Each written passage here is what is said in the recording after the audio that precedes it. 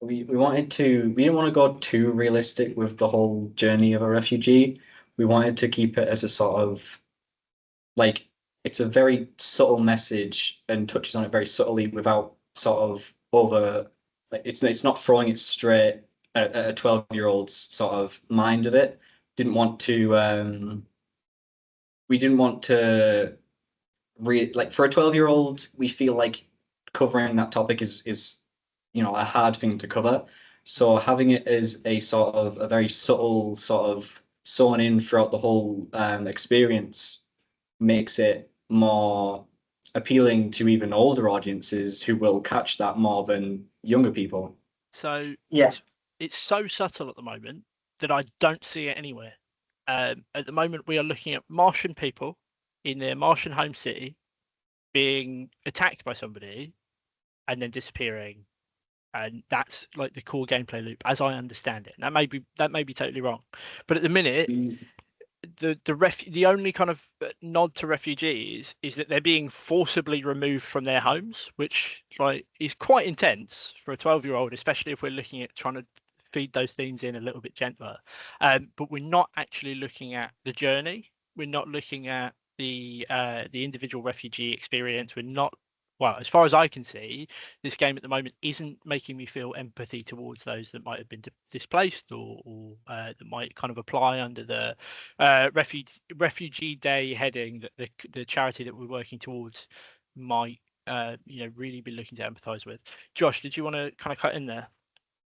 Yeah, I think at least my take on it is based on the setting and some of the explanation that tied into the illegally obtaining some materials for whatever reason, is it's very much sort of playing on the main character being part of scum and villainy, like in Star Wars a little bit, where the main character is necessarily a bad character, but not bad, but an underground sort of black market-y type character, which links into being a refugee, being isolated from the majority of society. That's maybe where I'm leaning into it a little bit. Folks, do you want to jump in and kind of explain it? Yeah, we wanted to sort of show the sort of in a journey as tough as one for refugee can be, they have to make decisions and make choices that is for their survival and their best interests. So having these options to buy things on the market and then take that to help them during the night is giving them an option on how they approach their own survival. Like with the illegally given goods, it will give them advantage and will help them get to somewhere they want to be rather than being taken over by a different group of people. Yeah, no, that explains it way better. So the actual focus is on rather than the actual physical journey to another place, it's the emotional journey of escaping persecute. Right, okay. I'm right there with you now. I think in terms of your design, Josh, do you mind just scrolling down to the concept art? Again, like I really do love the concept art. I think they're really well put together. But certainly if you want the Martian to be the endearing character, you've got these like the really, really dark lines in the eyes. You've got quite an angular focus. It is really intimidating. And so if you're leaning into that and you're saying like this is funny, or we're going into kind of a little bit of a parody angle and saying, yeah, he looks evil, but he's a nice guy, that's fine. But just as long as you're really aware of that, because I think you've really taken that inspiration from Mars Attacks, and it's so obvious, and that's why I'm so passionate about it and why I really enjoy it. But again, you need to lean into it all the way and make sure you're going straight right for it, because you're trying to mess around with established conventions, which is really hard to do, and you need to do it right, but you are doing it well. In terms of, I think it feels as though at the moment it's a collection of really cool ideas and things you're passionate about, and that's fine. That's a good starting point. But what I think we're all looking for at the moment is something that's a little bit more cohesive and a little bit more definite. So at the minute, it's inspired by kind of retrofuturism. We've got a little bit on the kind of escaping the town, getting to the spaceport, etc. But we don't have a clear idea of the gameplay. We don't have a clear idea of the genre. We're not entirely sure whether it's going to be top down or first person or third person. So again, it might just be that we've not picked it up in the pitch. It might be that there's no actual images from the game. You know, we've got no sketches that draw out kind of the example of what the UI or the UX might look like.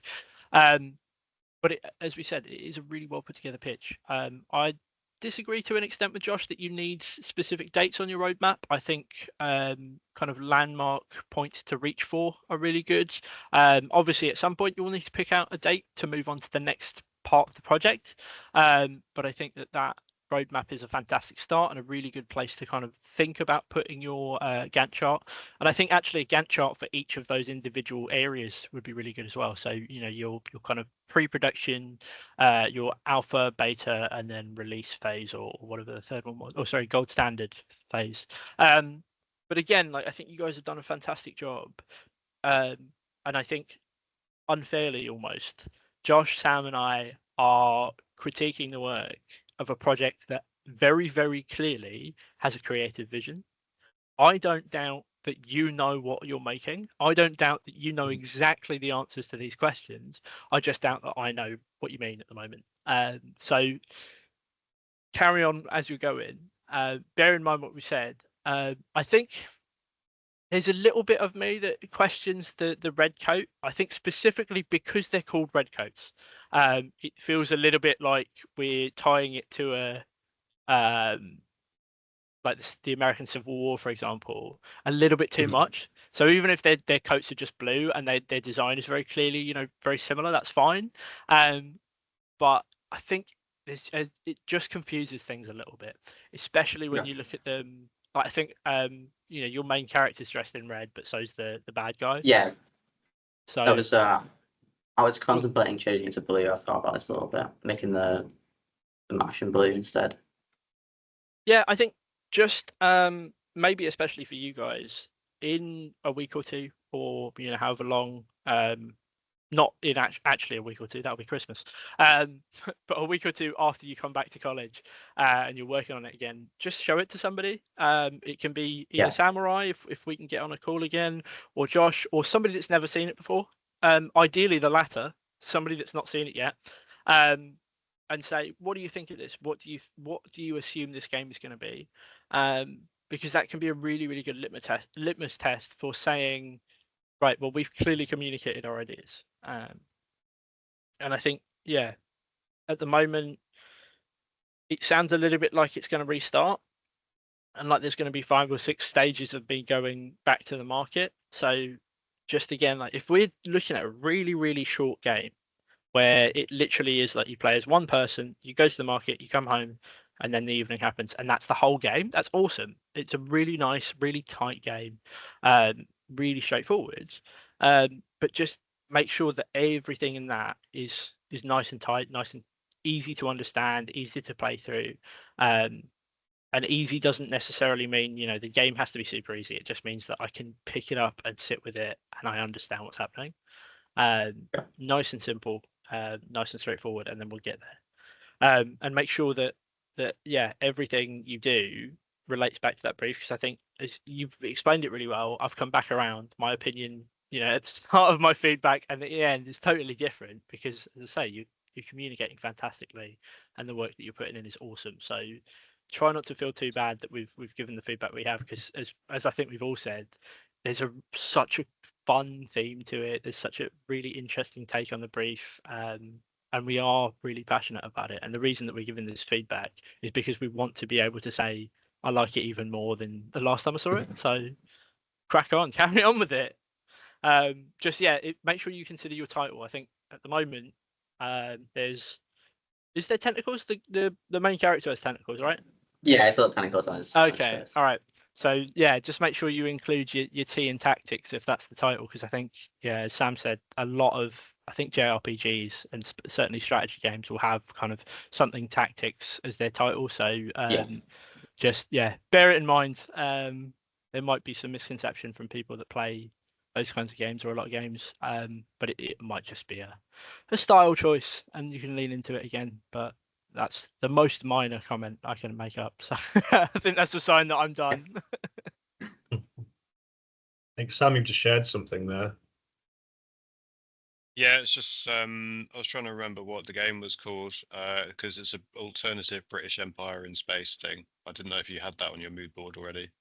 Spiffing, Her Majesty's Spiffing. Have you heard of that? I already had it open, ready to. I've shared it with him in the group chat, so they'll be We're fine. sharing the same I thought. think we. Yeah, I think that's done by the guys that did some of the Wallace and Gromit like point and click games. But it's yeah, it's certainly got a similar tone. It's very silly. It's very wacky. But I think you guys just bear it in mind. Come back to that brief and lean into everything that you're doing because it's so stylish already. Okay. Cool. Right, that's you guys done. Thank you. I know we're a little bit Brilliant. over for you guys in your timetable. And Sam and Charlie, you guys deserve